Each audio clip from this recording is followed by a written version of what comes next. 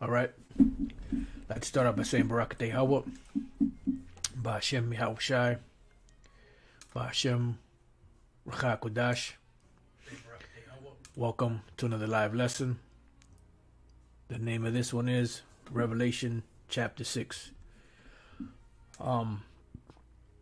This is a breakdown we went through many times. Recently, Elder Pastor did a lesson, or pretty much a test for the brothers in the New York camp, after camp. And brothers went through the whole breakdown, which took about 45 minutes or so, to read the one precept and go get other precepts to back that precept up, and then,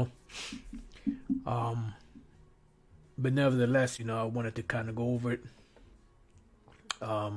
give the sense of it. Lord's will, it'll be edifying, and we could get through it and break it down completely.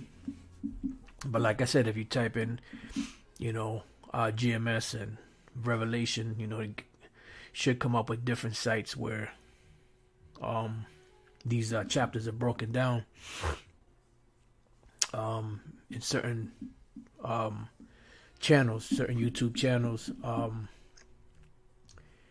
You have different brothers, you have the apostles breaking it down. You have different brothers, different elders, and different brothers from different camps hitting certain points on it.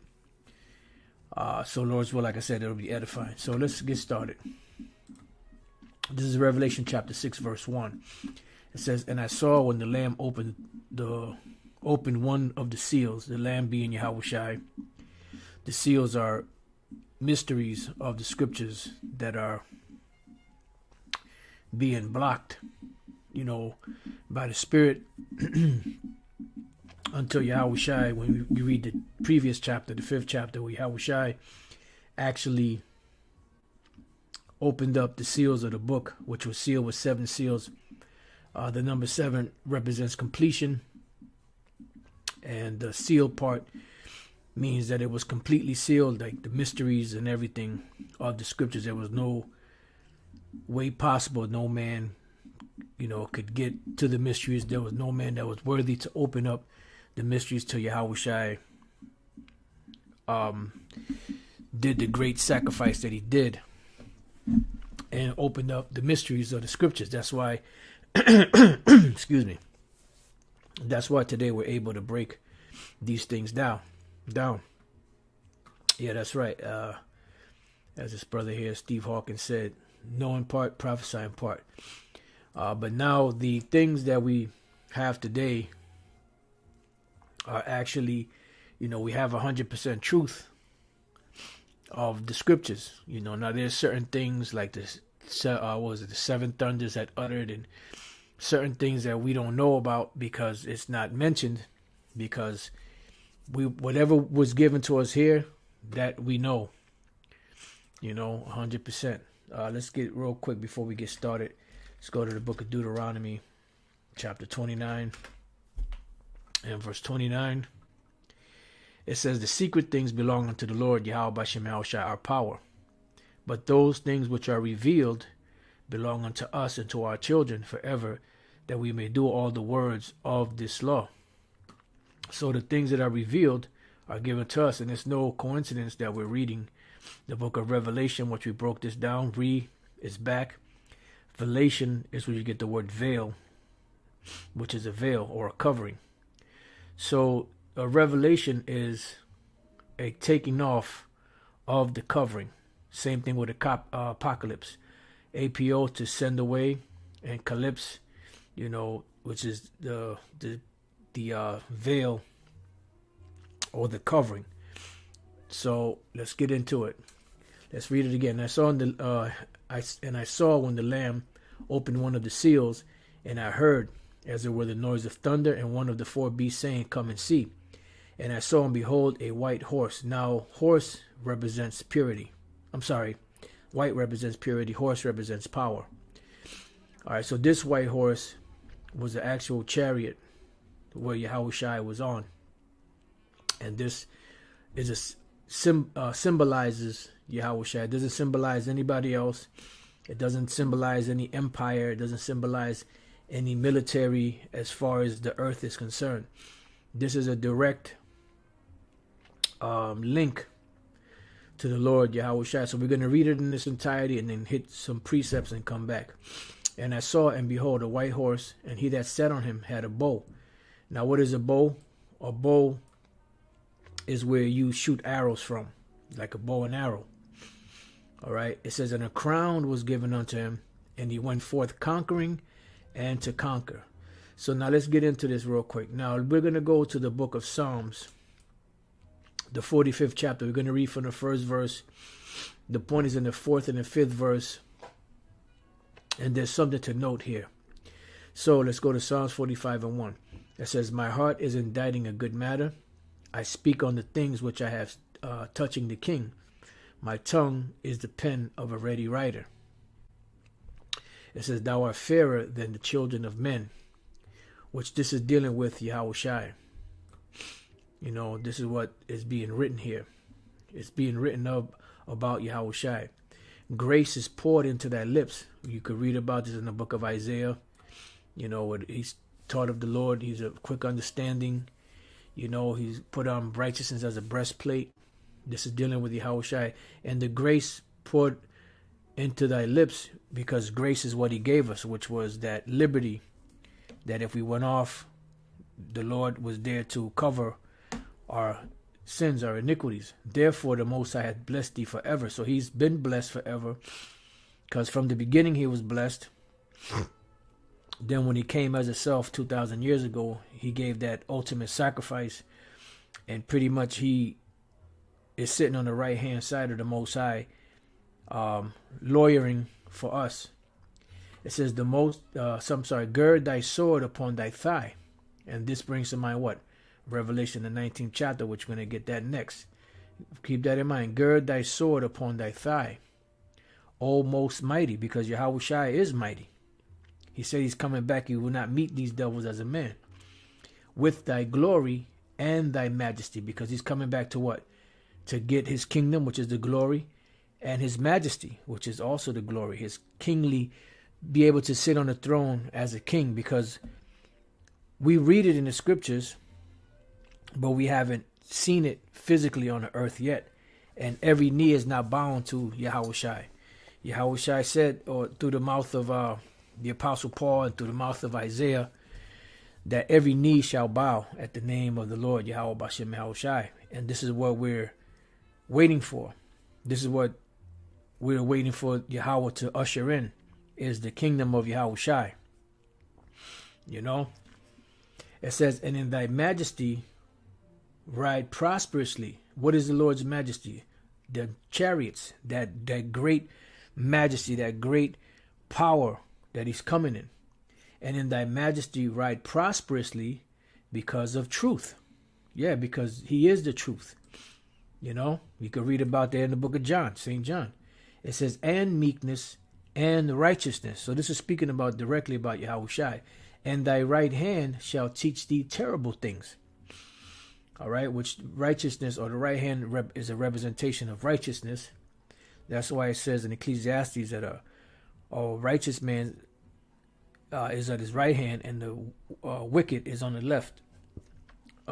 Merely paraphrasing. It says, and meekness and righteousness, and thy right hand shall teach thee terrible things. Thine arrows are sharp in the heart of the king's enemies, whereby the people fall under thee. Now, when you go to the Hebrew on this in Psalms 45 and 5, it is speaking about arrows. But when you go to the Septuagint, which is the Greek translation of the Hebrew scriptures, which, you know, the Septuagint goes off. Sometimes they have certain points in there, you know, we use here and there just to make a point. But for the most part, you know, they go off on a lot of stuff. But the point I want to get is Psalms 45 and 4. It says, and bend thy what? Thy bow. So here it says bow. When you go to the actual Greek writing, the word there is bow. But when you go to the Hebrew, the word is arrow. But a bow and an arrow are synonymous one with the other, because they're both useless without one another. So in order, if you have arrows but you don't have a bow, then they're useless. If you have a bow and you have arrows, then they're useless. You know, you can hit somebody with the bow, you could kind of stab somebody with the arrow, but the combination is the bow and arrow. All right. It says, and bend thy bow and prosper and reign because of truth and meekness and righteousness. And thy right hand shall guide thee wonderfully.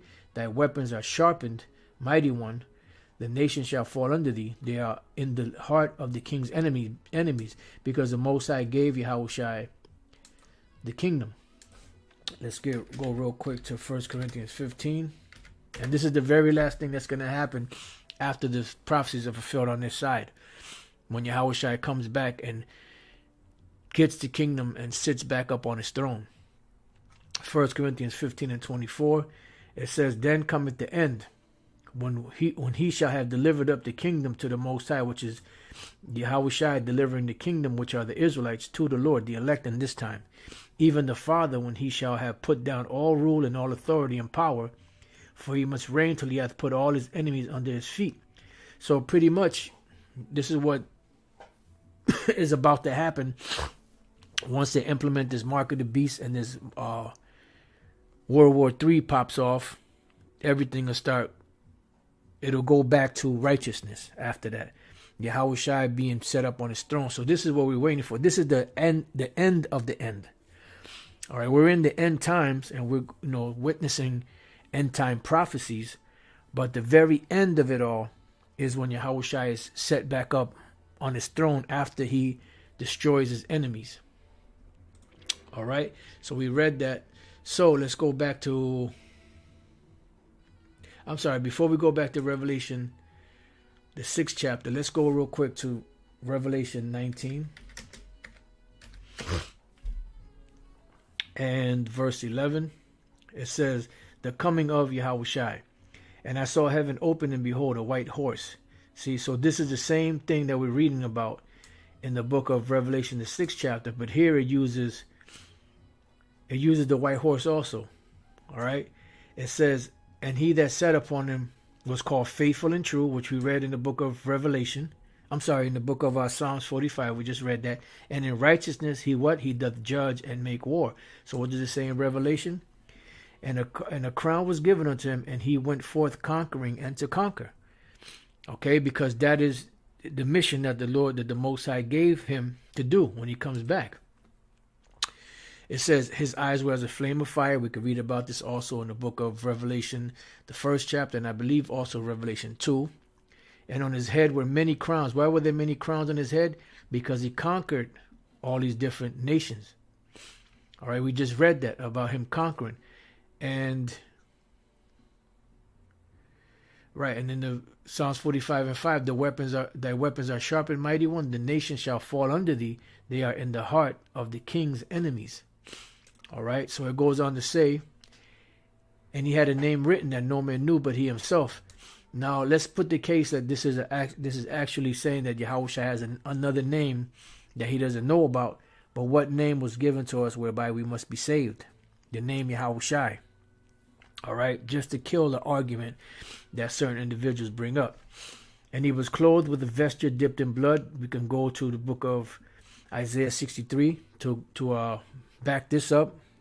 And the people that he's coming to visit, to destroy, one of the main ones he's coming to conquer are the Edomites, which are in power right now. And his name is called the Word of the Most High. See? Because he is the Word. It says, and the armies which were in heaven, which are the angels, followed him upon white horses, clothed in fine linen, white and clean. And out of his mouth goeth what? A sharp sword, that with it he should smite the nations. We just read about this in Psalm 45. We read about this in Revelation 6.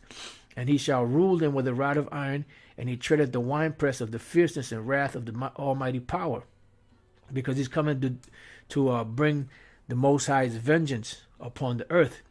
And he hath on his vesture and on his thigh, remember we just read that in Psalms 45, a name written, what?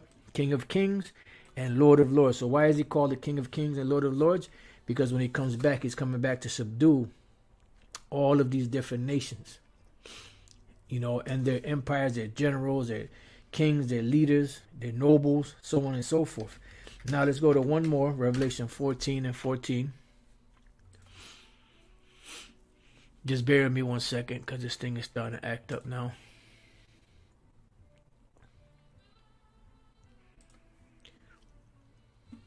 I tell you. Let's try another window. Get rid of this. Let's open up that. Revelation 14 and 14. The reapers. And I looked, and behold, a white cloud. So you had white horse, right? Now we're dealing with a white cloud, which is a chariot. Same thing. And upon the cloud one sat like unto the Son of Man. Who's the Son of Man? YAHAWASHI. Having on his head a golden crown. Why? Because he is the conquering lion of the tribe of Judah. He's coming to conquer. He's coming to be set back up in power. And in his hand, what? A sharp sickle. What is a sickle used for? A sickle is used for reaping the harvest. When the harvest is at its end, you use the sickle to reap down the crops. And another angel came out of the temple, crying with a loud voice to him that sat on the cloud, which is YAHAWASHI, sitting on the cloud, thrust in thy sickle and reap, for the time is come for thee to reap, for the harvest of the earth is ripe. So that's why we read, and I saw, and behold, a white horse, and he that sat on him had a bow, and a crown was given unto him, and he went forth conquering and to conquer. All right, now we will go to verse 3. It says, and when he had opened the second seal, I heard the second beast say, come and see. And there went out another horse that was what? That was red. So let's read this in its entirety, and then we'll go back and hit some points. And there went out another horse that was red, and power was given to him that sat thereon to take peace from the earth, and that they should kill one another. And there was given unto him a sword. So the first clue here is what? Red. So now who does this represent? This represents the Edomites and their military power. Is red. Who's red? Esau's red. Let's go real quick to Genesis 25, and we're going to get the other one. Genesis 25 and 30. Genesis 25:30. And Esau said to Jacob, feed me, I pray thee, with that same red pottage, for I am faint.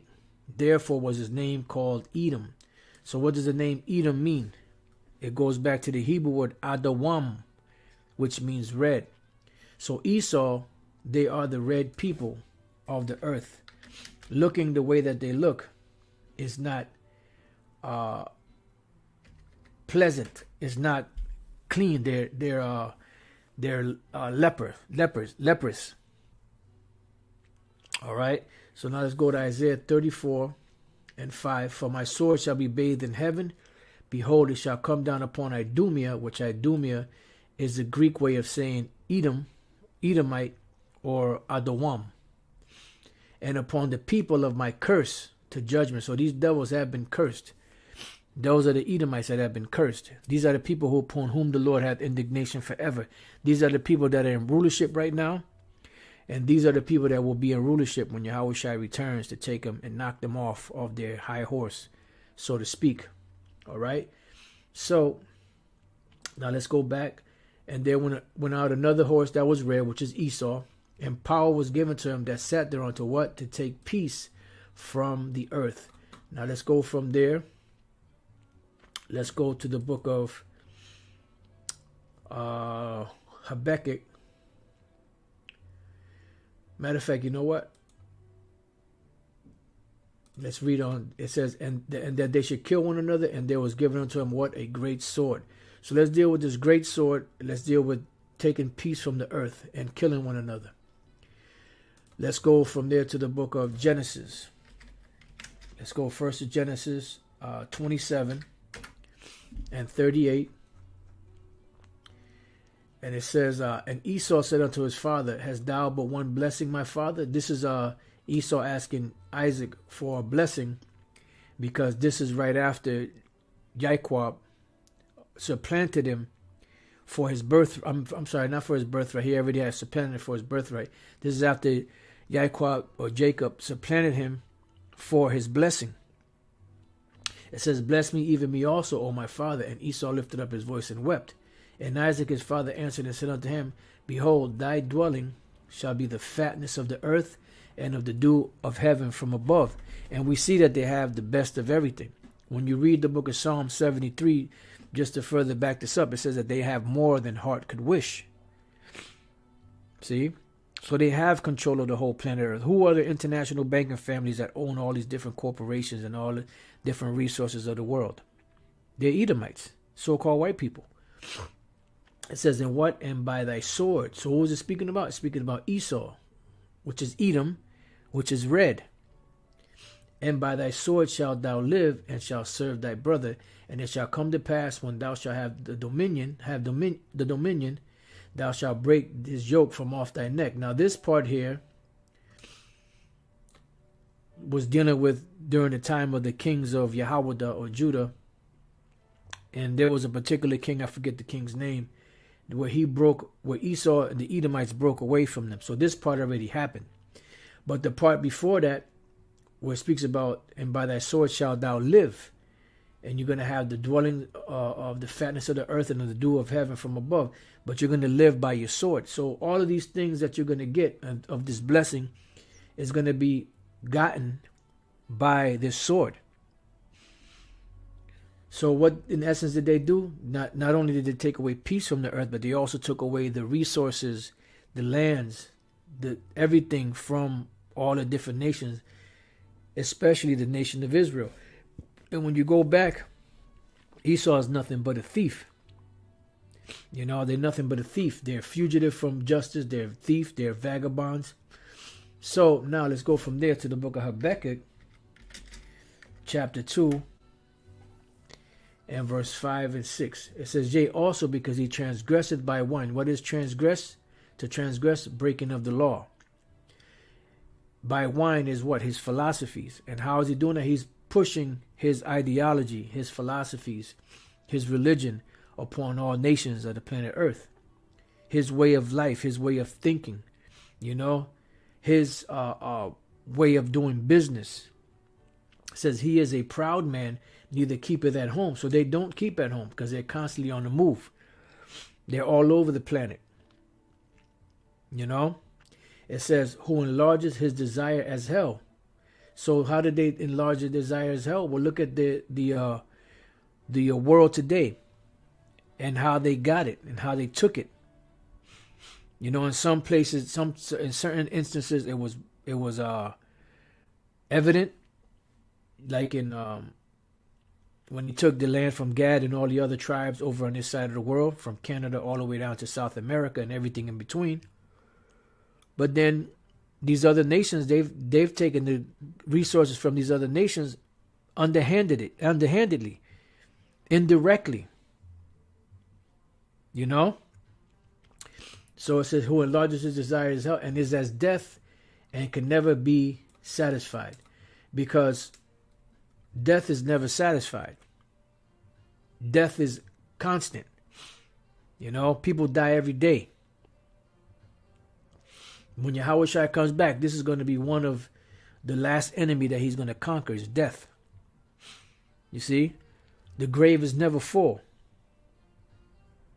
Because there's somebody always dying to fill it. It says, but gathereth unto him all nations and heapeth unto him all people. So this is what's happening. He's so greedy, he's grabbing everything and everybody. And this is why now everything that he's doing is going what? Online. Because he's about to make his move to fully implement his agenda of the so-called New World Order. Shall not all these take up a parable against him, meaning all these nations, and a taunting proverb against him, and say, woe to him, which means destruction to him, that increaseth that which is not his, how long? See, so how long you going to increase this which is not yours? Well, not long, because when you read further down, it tells you how woe to them that build the city by iniquity and by blood. And to him that ladeth himself with the thick clay, which means heavy debt. And this is what happened to the ancient Roman Empire. And this is what's happening to America. All right. So now going back to Revelation 6. Let's read this again. And there went out another horse that was red, and power was given to him that sat thereon to take peace from the earth, and that they should kill one another. And there was given unto him a great sword. So pretty much this great sword, or this red horse, is Esau. The sword is the actual sword that was given to him back then. But the extension of the sword today would be guns and machine guns and, you know, any type of automatic weapon, tanks, these missiles, which is the ultimate sword. You know, the missiles, whether they're whatever type of missile they are, especially the nuclear missile. All right, so now let's read on. And when he had opened the sixth seal, I heard the third beast say, Come and see. And I beheld, and lo, a black horse. Now this black horse, well, let's read the whole thing, and then we'll go into it. It said, And lo, a black horse, and he that sat on him had a pair of balances in his hand. Now a black horse, the black horse with the balances in his hand, is a representation of judgment, but it is also a representation of slavery. When Jake was here, Judah was here, or YAHAWAH was here in captivity. So let's hit that point first. When you go to the book, and Elder Pastor went over this years ago, which when you go here, the word there is zugos, where you get the word yugo or yoke. Right here, see? From the root of zognumi, to join, especially by a yoke. So this is a representation of slavery, but it's also a representation of judgment. And we're going to get that dealing with the balances. It says a yoke that is put on a drought, cattle, metaphorically used of any burden or bondage, as that of slavery. See? So this was a representation of slavery, judgment, which is hard times, of troublesome laws imposed on one, which is what? Draconian laws, which you could link this up with Revelation, the 13th chapter, where he spoke as a dragon, especially of the Mosaic law. Hence the name is so transferred to the commands of Yahawashi as to contrast them with the commands of the Pharisees, which were a veritable yoke. Yet even Yahawashi's command must be submitted to, though easier to be kept. A balanced pair of scales. See? So this balance, it could be, it was slavery, but it's also a representation of judgment, because a balance or pair of scales is just that, judgment. So let's go back. All right. So let's go from there. Let's read this again. And when he had opened the seal, I heard the third beast come and see, and beast say, Salakia, Come and see, and I beheld, and lo, a black horse, and he that sat on him had a pair of balances in his hand. And the balances is a representation of slavery first and foremost, and also the judgments that were taking place on the earth. All right. It says, And I heard a voice in the midst of the four beasts say, A measure of wheat for a penny, and 3 measures of barley for a penny, and see thou hurt not the oil and the wine. So this measure of wheat for a penny and the measure of barley for a penny, there's a point where things are going to seem like they're prosperous, but even at that very moment, society is going to collapse. Let's go real quick to the book of 2nd Ezra, chapter 16. And let's see, verse 17. 2nd Ezra 16 and 17 on down. So it says, Woe is me, who will deliver me in those days? Because Ezra's being a prophet, he actually saw the devastation that was taking place, because the Lord showed it to him. So he was saying, who's going to deliver me in those days? All right. And this is how the prophets were. Prophets were humble. They were doing the bidding of the Lord. They were men of the Lord. They were showing great mysteries, but they were still humble, because they were hoping that the Lord would deliver them. Now, somebody else reading this will call him a coward, and have a problem with that, because he's hoping for the mercies of the Lord, Yahweh BAHASHAM YAHWASHI. You go and figure.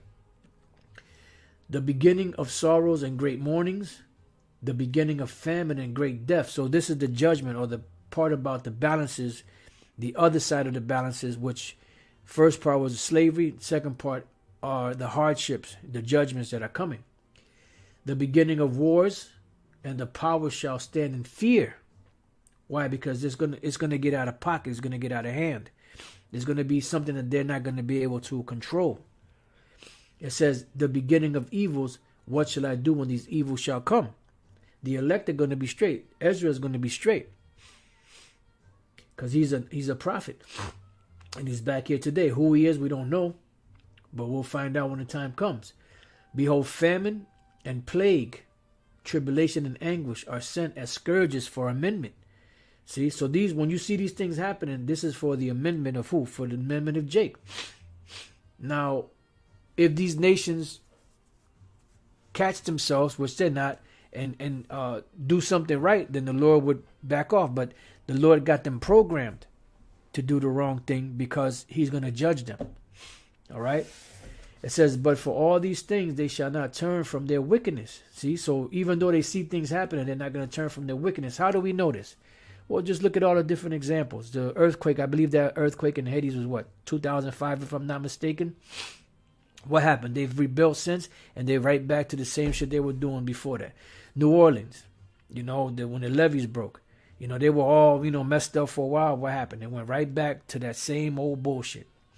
And so many other examples. You had the Twin Towers going down. People was shook for a while, but what happened? They went right back to this. So they didn't give heed. It says, nor be always mindful of the scourges. Yeah, because they don't always think about these things, especially when they're prospering. The scriptures speak about that in the day of when one prospers, they forget about affliction. Same thing when in the day of affliction, you forget about prosperity. It says, behold, victual shall be so good cheap upon earth. And this is the point that we're going to get dealing with the part where it says, a measure of wheat for a penny and 3 measures of barley for a penny. So it says, behold, victual shall be so good cheap upon earth that they shall think themselves to be in good case. It says, and even then shall evils grow upon the earth, sword, famine, and great confusion. And this is what's coming to America, to the world. It's not just America, it's the world. For many of them that dwell upon the earth shall perish of what? Of famine. And the other that escaped the hunger shall the sword destroy. You see? And the dead shall cast out as dung, and there shall be no man to comfort them. For the earth shall be wasted, and the cities shall be cast down. And this is what we're heading into right now. Those turbulent times of judgment. All right, now let's go to the previous chapter. 2 Ezra 15:7. Therefore saith the Lord, I will hold my tongue no more as touching their wickedness, because it's time for judgment. What happened during the time of the flood? Just before the flood, it said the wickedness of man was great. And the Lord said, look, it's about time for me to take these devils out, which they profanely commit. Neither will I suffer them in those things in which they wickedly exercise themselves. Behold, the innocent and righteous blood crieth unto me, and the souls of the just complain continually, which this goes. I'm sorry, I read the wrong verses. That's for the verse a little later on. So I kind of jumped the gun, but let's go same chapter. I'm sorry. The 12th verse. 2 Ezra 15:12. My bad. Egypt shall mourn. Egypt is another name for America. Salaki for a second.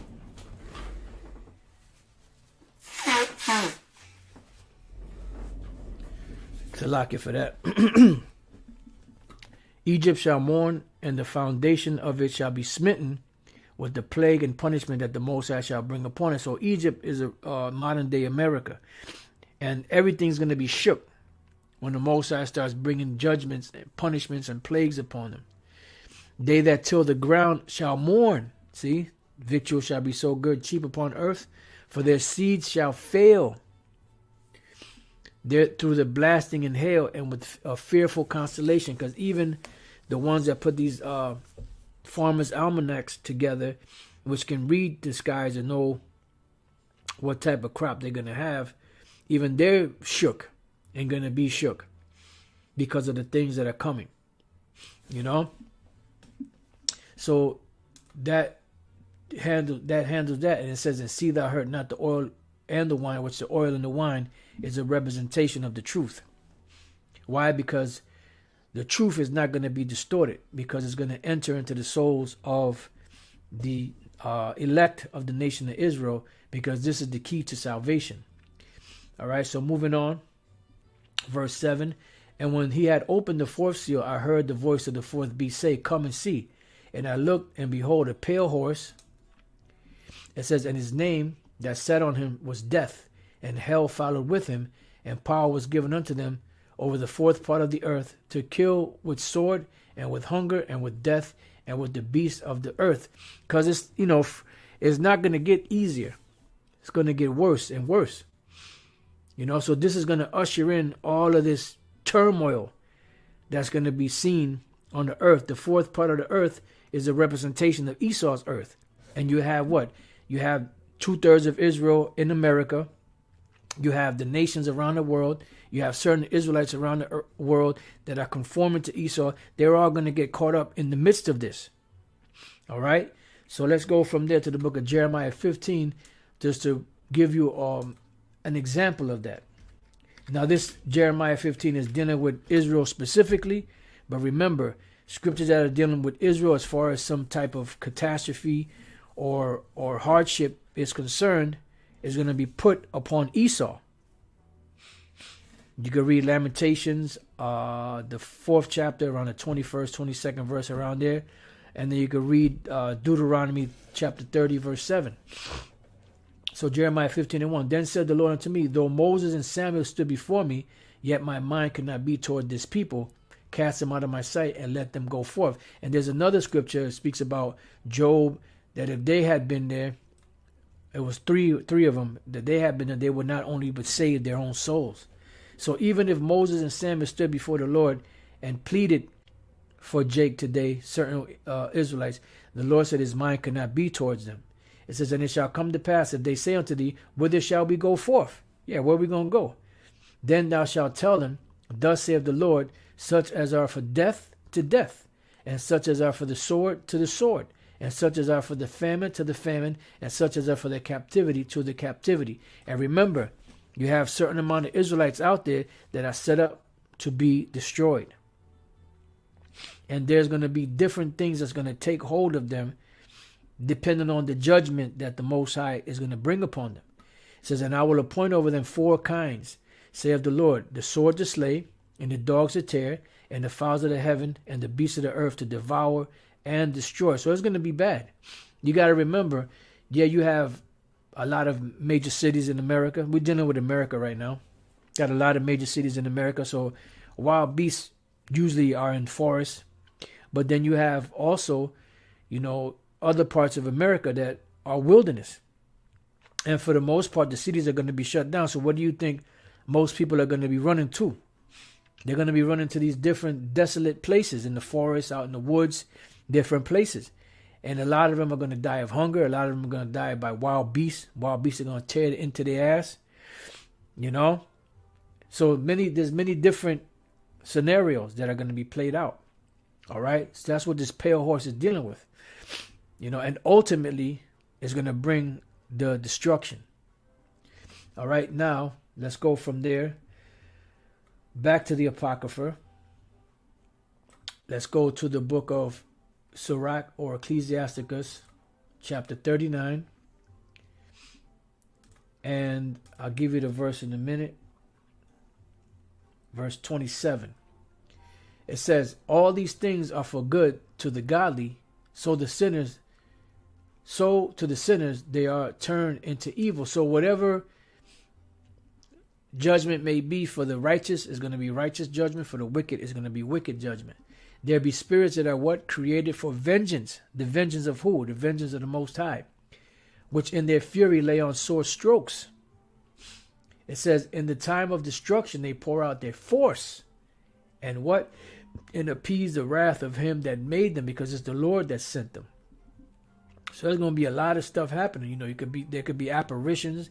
There could be Leviathan can come out of the water. We don't know exactly how it's going to play out, but the Lord knows. It says fire and hail and famine and death. All these were created for what? For vengeance, for the Most High's vengeance. Teeth of wild beasts and scorpions, serpents, and the sword, punishing the wicked to destruction. And 2/3 of Israel and other Israelites around the world are part of that wicked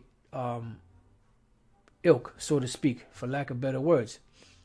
They shall rejoice in his commandment, and they shall be ready upon earth when need is. So when the Lord needs them, they're going to be right there ready.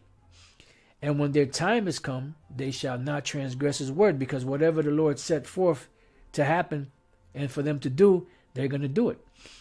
Therefore, from the beginning I was resolved and thought upon these things, and have left them in writing. All the works of the Lord are good, and he will give every needful thing in due season, so that a man cannot say, this is worse than that. For in time they shall all be approved. And therefore praise ye the Lord with the whole heart and mouth, and bless the name of the Lord YAHAWASHI. Yeah, because he's the one that's in control of all of these things. Now let's go back to Revelation chapter 6 and 8. Let's read that again. And I looked, and behold, a pale horse, and his name that sat on him was Death, and hell followed him, which death is death, and hell is the grave. You know, follow him, because it's gonna be bad, man. People joking and playing games. When it starts really getting hot out here, then they're gonna really want to take it serious. And power was given unto them over the fourth part of the earth, which is Esau's earth, to kill with sword and with hunger and with death and with the beasts of the earth. So there's going to be a lot of devastation going on, and ultimately the destruction. It says, and when he had opened the fifth seal, I saw under the altar the souls of them that were slain for the word of the Most High and for the testimony which they held, which is dealing with the Israelites in the spirit world that were put to death. And they cried with a loud voice, saying, how long, O Lord, holy and true, dost thou not judge and avenge our blood on them that dwell on the earth? It says, and white robes were given unto every one of them, and it was said unto them that they should rest yet for a little season, until their fellow servants also and their brethren that should be killed as they were should be fulfilled. And we just read the scripture a little while ago, which was 2nd Ezra chapter 15, verses 7 to 9, and you could read that again if you want to get a little better understanding. So now, because this is the spirits that's up in the heavens right now, crying to the Lord, that were in the truth and that died in the truth. Verse 12. And I beheld when he had opened the sixth seal, and lo, there was a great earthquake, and the sun became black as sackcloth of hair, and the moon became as blood. Because in the midst of the sixth, towards the end of the sixth trumpet, into the beginning of the seventh, that's when the destruction comes. Remember, it says in Job, in 6 troubles he shall deliver thee, yea, in 7 there shall no evil touch thee. So at the very end of all of this is what? The nuclear destruction. So it's not going to get better. It's not going to get easier. It's just going to get progressively worse. It says, and the stars of heaven fell unto the earth, even as a fig tree casteth the untimely figs when she is shaken of a mighty wind. And this is not talking about the actual stars up in the heavens. This is talking about, idols that these people have, people that are in that lofty position. Esau being in his lofty position. All right. And that mighty wind is what? The nuclear destruction. You can read about that in the book of Jeremiah, either 50:1 or 51:1. It says, and the heaven departed as a scroll, which is called the what? The mushroom cloud. And a link up for this will be in the book of Isaiah 34. When it is rolled together. So when you see what you call it, a scroll being rolled together, that's what a so-called mushroom cloud looks like. That's what they call it, a mushroom cloud. But when you look at it closely, it looks like a rolled up scroll, as you can see here. See how it looks like if you look at a scroll, you'll see it because it winds just like you wind up a scroll. You can see up here, even up here and down here. You know, the heavens were rolled together as a scroll. And look at this. This is a real good one here. You can see it there.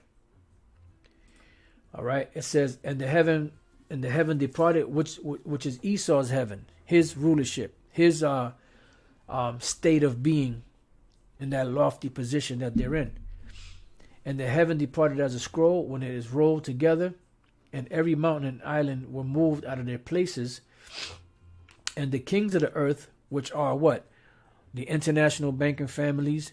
You have, the other nations that have so-called nobles or high-ranking individuals, that are in bed with Esau. And the kings of the earth and the great men and the rich men and the chief captains and the mighty men and every bondman and every freeman hid themselves in the dens and in the rocks of the mountains. So you're gonna have certain underground bunkers, and you're gonna have some outside of America and in America. But if they're in America, any place in America where there's a mountain retreat or underground bunker or whatever the case is going to be destroyed, because there's not going to be any inhabitant here in America. Those bunkers and retreats are going to be their graves, whoever is up in them.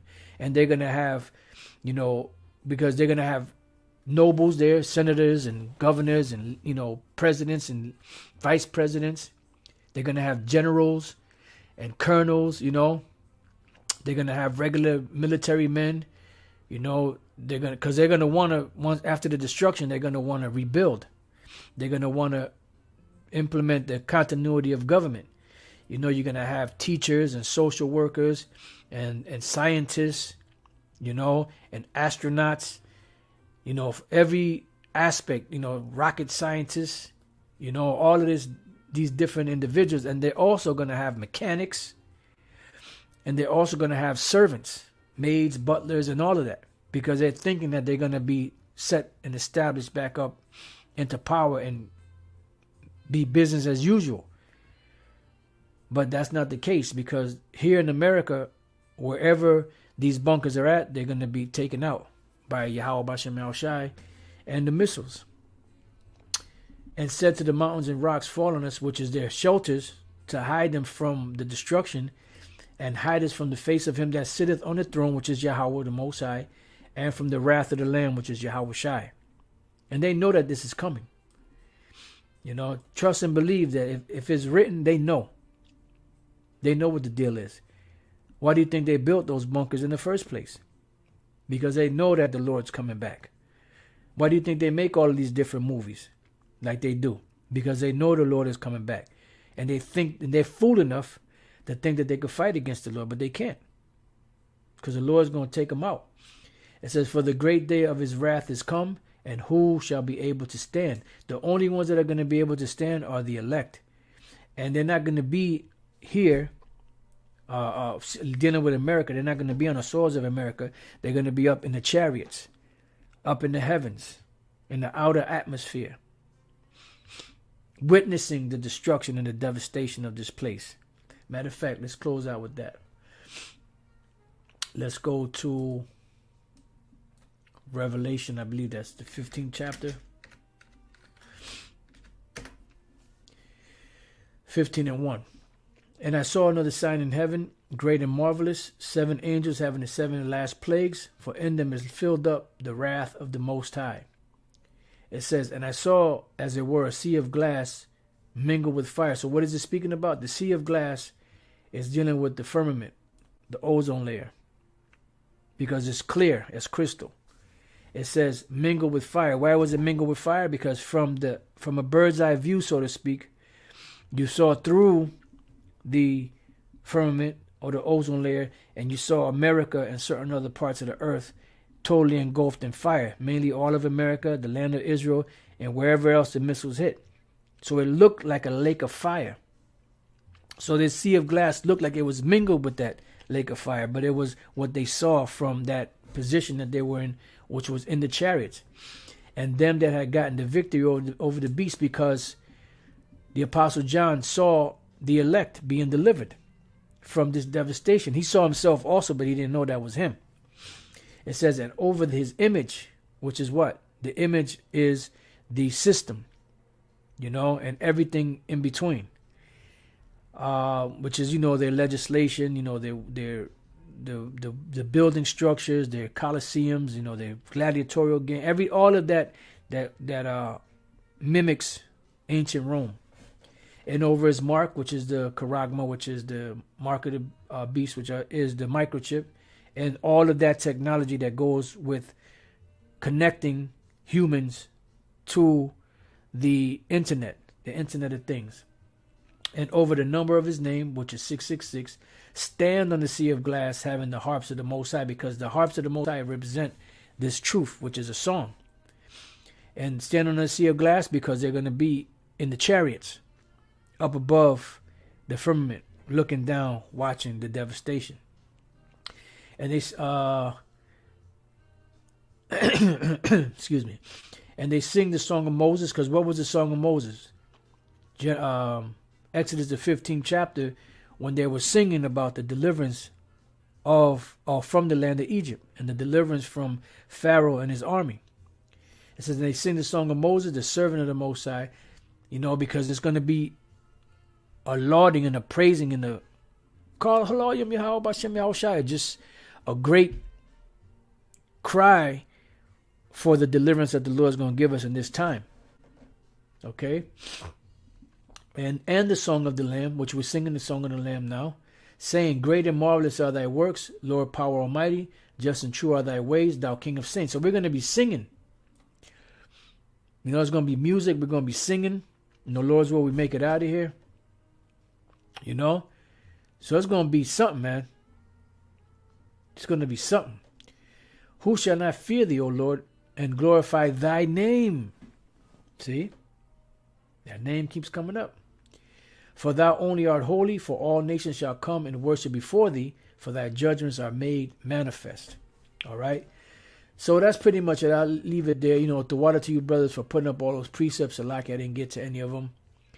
You know, but I know and I trust that you brothers put, you know, good scriptures, because you brothers always do anyway.